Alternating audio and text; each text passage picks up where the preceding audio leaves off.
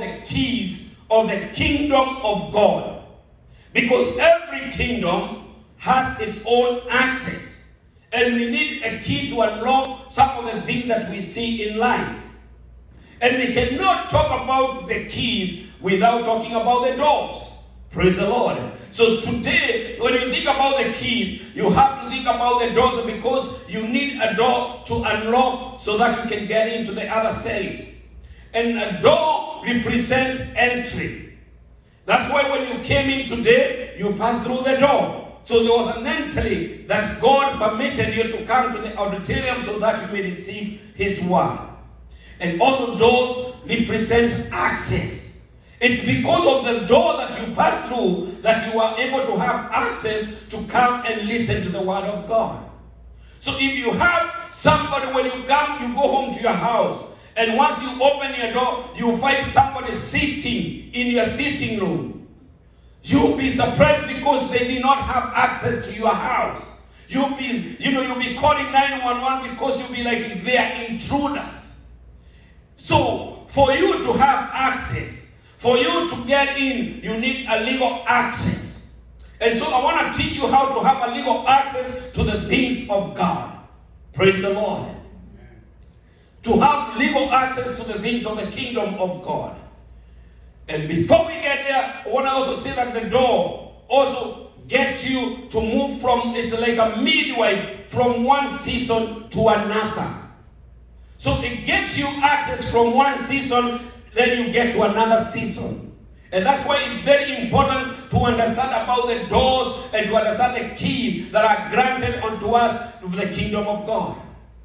And the scripture that we read, we find Jesus with his disciples. And he asked them a question that scared them, because they didn't know why he was asking them, because he was with them for a long time.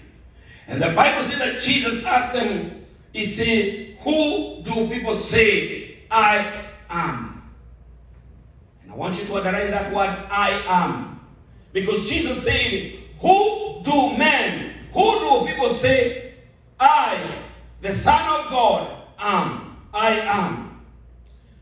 And Jesus, when he was asking the disciples this question, you got to remember that we know that we said from the beginning when we started about the kingdom, that Jesus was the Word. He was the original word from the beginning. So when you see words in the kingdom, when you hear the word of God is not just for communication purpose. The word of God is for creation. So that is why it is very important as a child of God that every word that you speak, you should know that you are not only communicating, but you are creating. Praise the Lord. So words are for creating, not for communicating. I know in the world we talk about word for communication. But for you, you have power. So everything that you speak, everything that you say, you are creating. So Jesus asked them, who do people say I am? And that word I am is the same word that was used when Moses was called by God.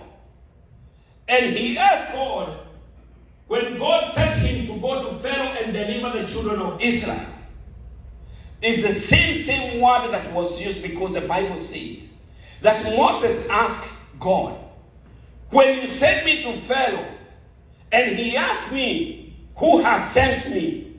Who am I going to tell? What is your name? And God said, I am who I am. I'm sure you remember all that. He said, I am who I am. So Jesus came back now to the disciples and he is asking them, who do people say I, the Son of God, am? And now he says, some of them, they say, some disciples say that some people say that you are Elijah. Some say you are so and so. But he asked them, what about you? Who do you think I am? And Peter said, you are Christ, the Son of the living God.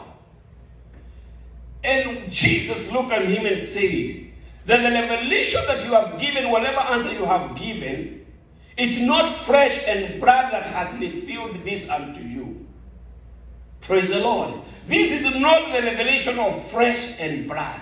It is the Spirit of God that has revealed this unto you. And he said, upon that revelation of knowing that I am Christ, the Son of the living God, I will build a church, and the gates of hell shall not prevail against it. So it is upon that word, when we hear Peter, the word, when we hear the word Peter means rock. It's upon that rock, upon that revelation that was given, that he was told that this is not the flesh or blood that has revealed this unto you. He was told that I am going to build a church upon that revelation, and no gates of hell shall prevail against it. I am going to put a cornerstone on it upon that revelation.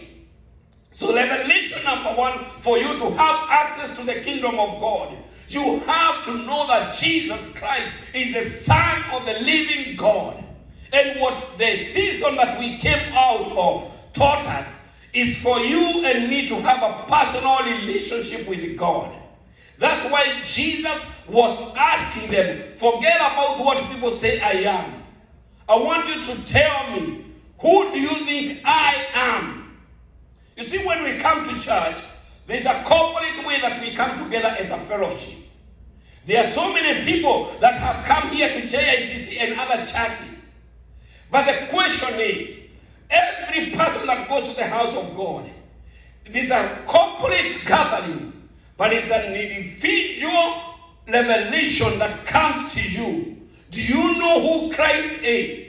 Do you know why you go to church? Do you know why you serve? Do you know what you believe in? So that's the question that Jesus was asking. Because if you follow the crowd, if the crowd is going on the wrong direction, you're going to be moving with the crowd in the wrong direction. But if you have the revelation, he said, this is not flesh and blood that has revealed this to you, but it's the Spirit of the living God that has revealed this unto you. Praise the Lord. So when you have the revelation, when you know the key of the kingdom, you will not be surprised by anything, and there's nothing that's going to intimidate you.